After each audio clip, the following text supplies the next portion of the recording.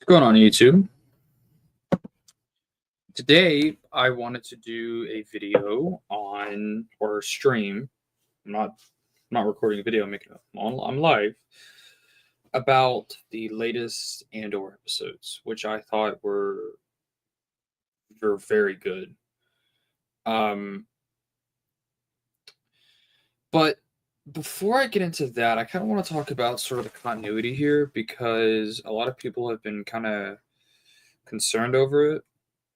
Um Really the continuity with the Rebels. Um And basically, I'm going to try to lay it out here. So, Mon Mothma, she delivers her speech to the Senate. Afterwards, of course, Cassian saves her. This kind of spoilers, by the way, for both Andor and Rebels. Cassian saves her, brings her to the safe house on Coruscant, where from there, Luthen, who is, I guess, in contact with Gold Squadron, um, he gets Gold Squadron to pick up Mon Mothma, and they go. They're heading to Dantooine, because that's where Gold Squadron's based. I was kind of confused on that though because Luthen does not like Bail. I think. I think yeah, the latest episodes kind of implied Luthen does not like Bail Organa. So why? I guess maybe I guess he can still be associated or at least be in contact with Gold Squadron. I don't know. Anyway, he's in contact with Gold Squadron. Gold Squadron picks her up along with Mon Mothma's assistant, which I didn't realize this, but he was also in Rebels too. It's the same character. Um, that it's the season 3 episode of Rebels. What's it called? I was literally just watching it. Forgot the episode. Episode 13 or something. Let me see. It's episode 18, Secret Cargo. So that dude with the blue one, he's the same guy from Samaj is his name. He's the same guy from or in Andor. Andor, her assistant that was in contact with Luthen the whole time. It's the same character. So she's picked up by Gold Squadron, where then she makes another speech aboard her ship, the Chandrilla Mistress, I think it's called. That Gold Squadron picks her up in. She makes another speech. Now, that's the speech that we see at the beginning of episode 18, where the lying executioner speech, I guess we can call it, because that's where Mon Mothma calls, the Emperor a lying executioner because of what happened on Gorman. After that, the rebels save her, or Phoenix Cell, who Bail has meet up with Gold Squadron. They meet up to help Gold Squadron transport Mon Mothma to Dantooine. Of course, then the episode plays out as it does. She makes her third speech, which was her first speech was kind of for the Senate. Her second speech is for the galaxy, so the galaxy understands who the Emperor is, and then her third speech is for the rest of the rebellion. The other rebel cells to sort of unite them. So it's like in this very short time frame, she makes 3 different speeches. So I really want to congratulate that episode on the continuity, but at the same time, as we all know, the K2SO Cassian Andor thing, What's Up Iron, was contradicted from it was a Cassian Andor K2SO special one-shot comic that came out.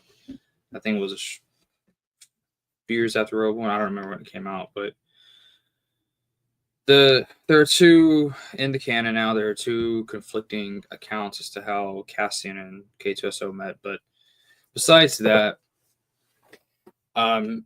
everything regarding Mon Mothma was just awesome, and it was really cool because Tony Gilroy, I think he did an interview where they kind of broke down the continuity here, and at first he was going to contradict it. he didn't want to adhere to it, but they ended up making it work, and I'm glad because you know it makes everything feel a lot smoother. So now that we got that out of the way, um, what are my thoughts on the episodes themselves, or I guess the episodes? We're just talking about one episode, the latest one. Um, I think it's probably my favorite episode of Andor. I think out of all the episodes that they've made, it's my favorite. Um,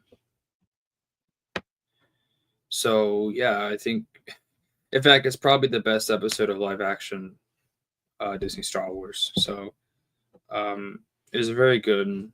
I really enjoyed it. I did have a couple of questions though. I think my first one is, Bail Organa, he was kind of starting the whole rebel thing before Mon Mothma. He has more context than she did. She was involved with Luthen's group, but Bail, like I said, he's involved with Gold Squadron. He's involved with the Phoenix Cell. He's involved with the Fulcrums. I mean, he's involved with all these different rebel cells and groups. So it's like, how could he allow an ISB agent to infiltrate his escort that he set up to get Mon Mothma out of the Senate after she made her speech? I don't know. I don't know how he could have let that, or didn't even realize that. I thought that was really strange. Um, so it's not perfect. Is it bad? No, I'm sure there's a way that maybe he just generally didn't know. I mean, I don't know. Um, but I kind of thought that was a bit weird. The Gorman Massacre was, of course, great. Uh, I'm glad they sort of did their own version of it. The Tarkin Massacre, which we know from the EU, which is the original Gorman Massacre, because in the EU, the Gorman Massacre was Tarkin landing his ship on just a group of Gormans. That's still canon. What they did, though, they changed it. They made it a lot earlier in the timeline, and then they just did a second Gorman Massacre. So what we're seeing in Andor is really the second Gorman Massacre. The first one, the Disney canon is calling it the Tarkin Massacre, which in the EU is the original Gorman Massacre. It's weird now, but I'm glad they did it a little differently. Um, and I'm really glad that they are, they kind of led straight into Rebels. I thought that was really cool. Because the reason why I think it's cool, because it's weird to think that this live action show, which is very mature for a very mature audience, it's a very adult Star Wars. It's a Star Wars show really for adults, or older people, older teenagers, whatever. It's weird seeing that connect to Rebels, which is a kid friendly animated show. I mean, it's not, obviously not a bad thing, but it's really interesting. Um, but yeah, basically led right into it. I mean, if you watch episode 18, it's like a direct sequel, at least for Mon Mothma's case, of her story and kind of where she goes after that. So, um, Benjamin, what is his name? Um, uh, Benjamin Bratz. He is the new actor for Bail Organa. He did a great job. I never was watching that. I'm like, man, who is this guy? And I could tell it was Bail. He looks like Jimmy Smits. Um, but at the same time, he feels like Bail Organa. I never really once at all felt, oh, this is not Bail. I never once thought that. Now, if you're wondering why, um, it's a different actor. They were not replacing Jimmy Smits. I think it was a scheduling conflict. I don't know what other projects he's working on, Jimmy Smits. But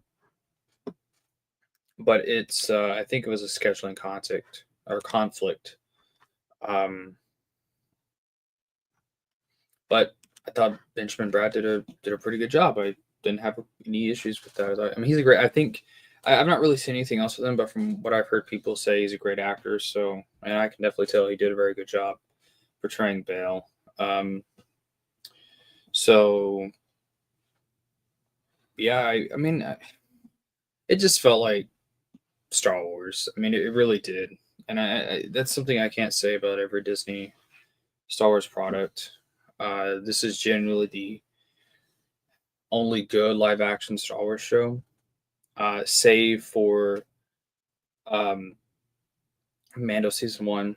As opposed to Scouts of Crew wasn't bad, but I mean, it wasn't like amazing. It's not like this.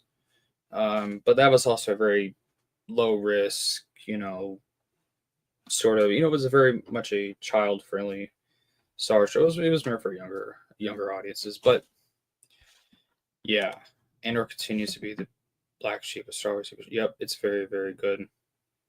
It's because it feels like someone's actually sitting down and thinking about what they're writing. They're not just trying to throw slop on the screen. And I think Gilroy's even said, like, when he was putting in characters like Mon Mothma and Bail Organa, these familiar characters that we've known for obviously decades since the originals.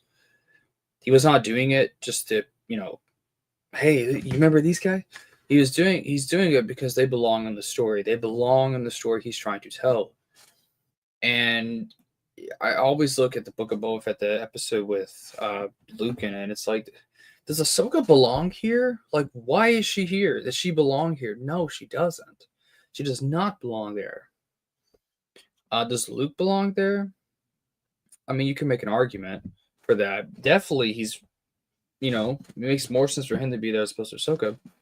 The point I'm trying to say is when Filoni brings in familiar characters, legacy characters, they don't belong. They don't belong in the story he's trying to tell, as opposed to Gilroy, when he's bringing characters like Mon Mothma, Bail Organa, characters like that, they belong. So does Krennic. Of course, he created Krennic, right?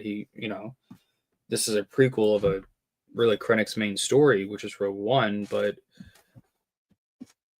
yeah, I mean, they fit in the story he's trying to tell. They don't feel like they're not supposed to be there.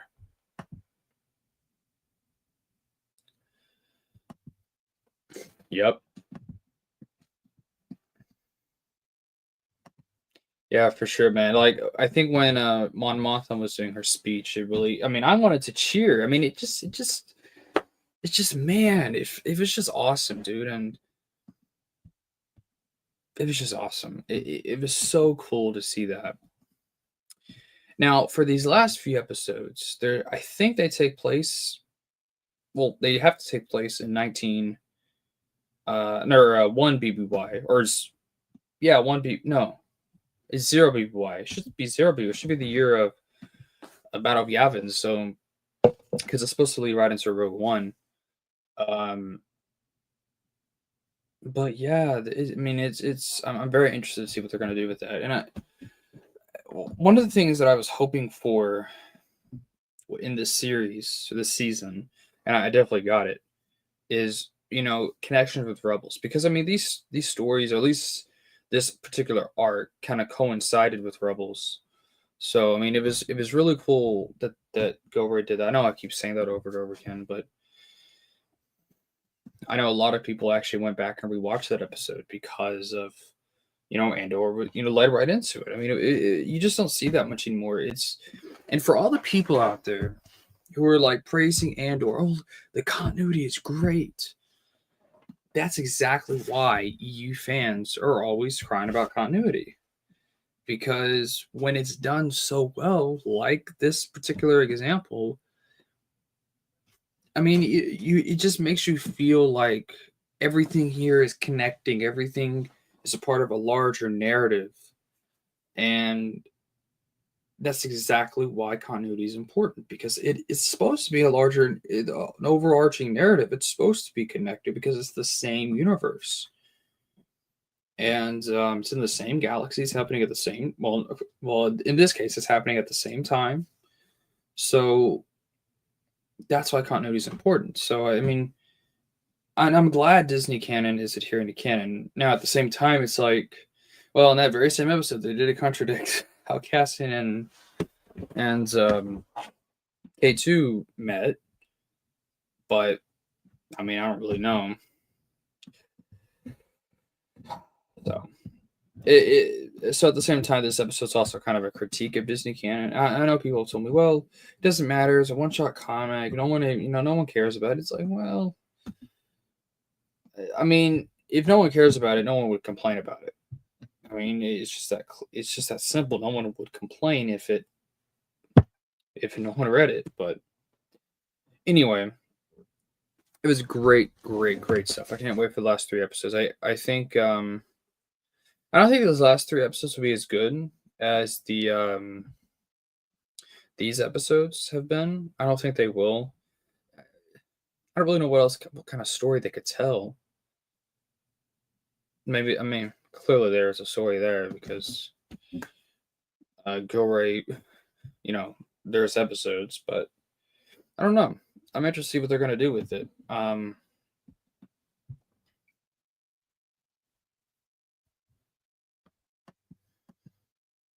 Maybe, but I think a lot of that also has to be with the fact that these are all TV shows. See, the Disney canon, their TV shows and their movies don't contradict each other. Generally speaking, they don't. It's the cinematic content in relationship with the books and comics. That's where a lot of the contradictions are. The cinematic content does really never contradicts each other. I can't even think of one if there is any. And the books and comics don't really contradict each other. But the cinematic content in the books and comics, they do contradict each other a lot. That's what I've noticed. So I think that's a lot to do with it, is because most of the Dark Time stuff in the Disney canon, it's all TV shows and movies. So, or at least the vast majority of it is. So, I don't know if anyone else has noticed that or if it's just me. But anyway, I mean, I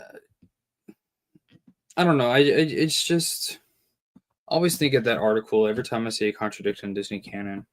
At least one that's this blatant. Like it would be different if the contradiction was something very minor, like maybe what year it took place in, or maybe it was what Cassian was wearing. I mean, I don't like something so minuscule where the stories itself really don't contradict. It's a lot of maybe some of the details. I don't really. That's not a big deal because I feel like that's not a. First of all, it's not nowhere near as important as the actual story. And second of all, human error always happens. Disney canon, just like the EU, just like every other continuity ever of any franchise, they're gonna have contradictions in the sense of just human error. It's gonna happen. It's inevitable. But things like this, like how Cass and K2 met, let's take and Gilroy a quick Google search to see if that story has been told already. Not to mention they have an entire story group that is supposed to just help them with that kind of stuff. So yeah, that's why it's irritating. I think the Bad Batch was another example of that, of contradictions, of inconsistencies. Now, you could, maybe you could say, maybe cast like you could retcon it and say, well, the Cast and Andor K2SO comic, that was just, maybe that was a story that Andor told people how he got K2, just maybe to disassociate K2 with the Gorman Massacre in the sense that he participated in that and maybe make people less afraid of him. I think that would actually be an interesting way to fix the contradiction because it makes sense why Cassie would want to sort of create kind of a cover story. I think that would make a lot more sense. But at the same time, it's like, still, it's like, why create the contradiction? I left a huge black eye in the way too. Yeah, for sure. For sure, that show's terrible. It's also not very creative. I mean, it's terrible. And I think one of the reasons why I like the Acolyte, or I don't like the Acolyte, rather. People say, well, Kiadimundi, maybe his species in Disney canon just ages longer or slower, rather. It's like, well, does every species just age like extremely long now, or extremely slowly, rather? Like another species in that very show, Vanessa Rose species. She's a Luminara Unduli species. I can never ever figure out how to pronounce her species. But apparently now they can live for decades longer than humans because she is really. I mean, Vanessa Rose is like 200 by the time of the Acolyte. It's just like why? I mean, it's stupid. And why is she bald? I mean, that's another thing I didn't like is why is she bald? I don't know. Yeah, I get they probably put her in there to create a connection between the High Republic books and comics and of course the Acolyte, which is a High Republic show. But at the same time, it's like the whole point of the Acolyte is it's the end of the High Republic era, or it's at least at the tail end of it. So yeah, it's gonna be spaced out, away from the High Republic books and comics. It's not supposed to take place at the same time. So that was one of my problems with that show, is it kind of just made every species age just a lot. They age a lot slower, at least compared to humans. So it'd be different if, like, Kiarimundi was not a near human, or if you know Bernestra Rowe was not a near human. But these are near humans. They should have a um. They should age at the same pace.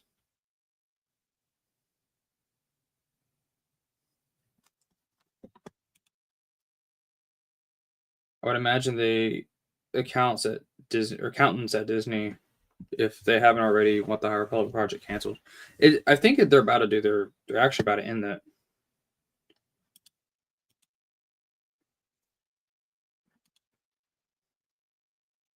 Yeah, like I said, I think they're actually already about to end um that show, or that multimedia project, rather.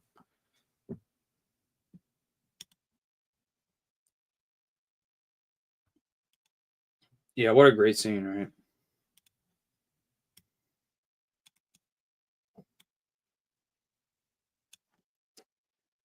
Well, I'm gonna go ahead and end this stream because we're starting to talk about bad shows. I want to talk about a good show, but yeah, that's my thoughts on Andor.